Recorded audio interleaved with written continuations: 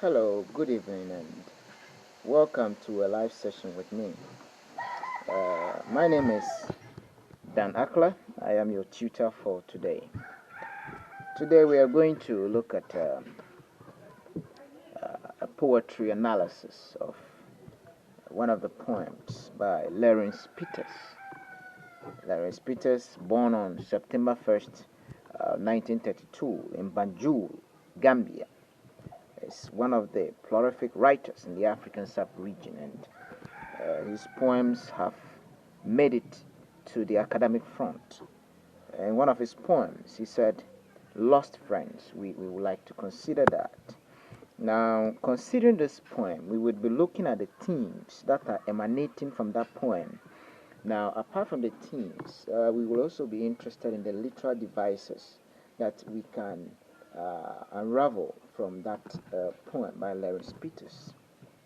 First of all, we have to give it a recitation. We have to recite the poem. Then we would also take a critical look at the stanzas, the verse, the structure of the poem. We'll look at the diction.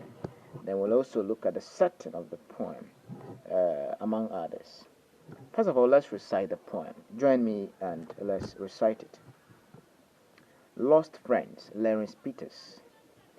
They are imprisoned in dark suit and air-conditioned offices. Alsatians ready at the door, the saliva-carpeted floor.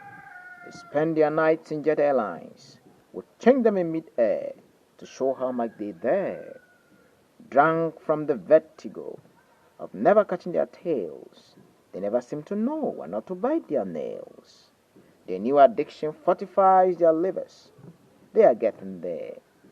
Whilst the going is good, they have no time for dreamers. This is the poem in 3 stanzas by Lenrie Peters. Now, let's look at the themes from this poem, Lost Friends, and let's try to relate it to African culture and see sections of it emanating itself from this poem. First of all, we want to look at the theme of alienation from this poem. Now, sometimes these lost friends, friends that we grew up with, friends that we started life with, at a point in time, they leave us. In fact, they are not strangers to us. Perhaps they are even people that we helped some time ago. Some of these people travel and they have been exposed to the Western culture, which in a considerable way changes their lifestyle. And so today, many of the people, when they travel outside and they come back, they get lost because of their culture. Yes, they learn different cultures from the West and they cannot even fit into the African culture any longer. So when these people come here, they say they have no business with you, but they started with you. They have money, they have cars, they have affluence, and because of the Western taste, these people are, drawing themselves away from you. So in the lines, um, he talks about these people to be imprisoned. Yeah. Why would Lenrie say that these his friends who he has lost are imprisoned? In fact, if you go to the second verse, it says they are imprisoned in dark suits and air-conditioned offices. Yes. To him, he sees that lifestyle, that buoyant Western lifestyle, to be a waste of time, to be sickness, because they are in the air-conditioned offices, no exercises, and they fall sick. Now, he uses the word Alsatians, ready at the door, on the saliva-carpeted floor, spend their nights in jet airlines. We change them in mid-air to show how much they there. Now, what Lenrie was trying to say here is that some of these people, when you go to visit them in their offices, sometimes even at the gate of the office, the kind of security men they have, thugs in black suits and glasses, and they're ready to infuriate you, to show their strength and agility. He compares them to Alsatians. Alsatians specifically are dogs. There are some particular kinds of dogs that we train and take them to war front. And most of the times they're able to detect hard crack cocaine and other chemicals in other regions. That's what we use them for. So Lawrence was saying that these people are like Alsatians, and most of the time they don't even have time to spend with their families. They move from one place to the other. They travel from one place to the other, and that in its own, in fact, makes them imprisoned, according to Lawrence Peters. Now, Lawrence Peters is saying these people are drunk from the vertigo of never catching their tails, and they never seem to know when not to bite their nails. What Lawrence is saying here is that these people in particular, if we want to consider the style in which they live their lives, talking about the vertigo, a vertigo is basically a kind of a spinning reaction that somebody gets into sometime when it's an unconscious state. All right, now these people are drawn from the vertigo of never catching their tail. They believe that where they have reached, they are at the top. Nobody can catch them in that respect. They never seem to know when to bite and when not to bite. Yeah. Lawrence concludes in the last stanza by saying that their new addiction fortifies their livers. Now, what is this new addiction? Perhaps wine.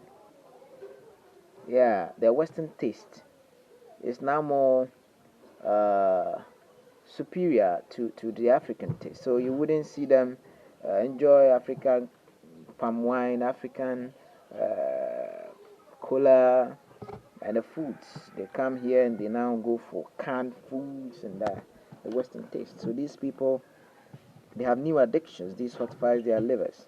And whilst the going is good, they have no time for dreamers. So we see alienation in this poem. Sometimes we also look at the affluence of the lost friends who are featured in the poem. Yes, these people, money speaks more than friends. And when they lose these friends, they are not worried to come back for the pride. Pride is another theme in this particular poem. When we talk about pride here, we see that these people, because of the little money they have made, according to Lawrence Peters, he says that they seem not to know when not to bite their nails.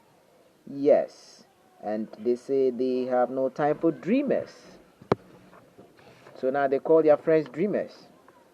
Yes, because of the little money they have made. Very fine. Now let's look at the style of this poem. One technique employed by Lawrence Peters is ambiguity. Yeah, without the title Lost Friends, we would have been left in oblivion as to who the subject is, because the pronoun they has no antecedent, and the reader has to sometimes guess who are the center of the ridicule in the poem. Yeah, so this kind of ambiguity has been used by Lawrence Peters in a very significant way. You know, yeah. Larry speaks in the present tense as though he was in an apostrophical form. Very simple sentence. We can see that the style is very simple and straightforward. The language very simple. Talking about the imagery, Larry uses quite a number of imageries. For example, in the line 1 and 2, he uses metaphor. Yes, and he talks about the dark suits. He talks about the air-conditioned offices that have become like a prison to these people. Okay, now if you see in the line 2, that is the standard 2. He talks about uh, something that is quite exaggerating, referring to these people to be drunk from the vertigo, of never catching their tails. Uh, in fact, this figure of speech sometimes would raise certain questions in our mind. Some of these are: do humans or airlines have tails? All right. So in the third stanza, he says, "They are drunk from the vertigo of never catching their tails." Aha. All right. So he uses some kind of personifications here to describe the aircraft which is in the company of these people as a metaphorical statement. Talking about the rhythm, he uses an A, B, C, C kind of a rhythm. Yeah. A scheme that is being employed by many people in the writing of poetry. Yeah, so this is by far a little we can say about Lawrence Peters' poem, Lost Friends. It's a very significant poem in the African sub-region, the Ghanaian society, where we have friends we've lost before because of affluence, because of political position, because of where they've traveled to, and they come back home. It's a different story altogether.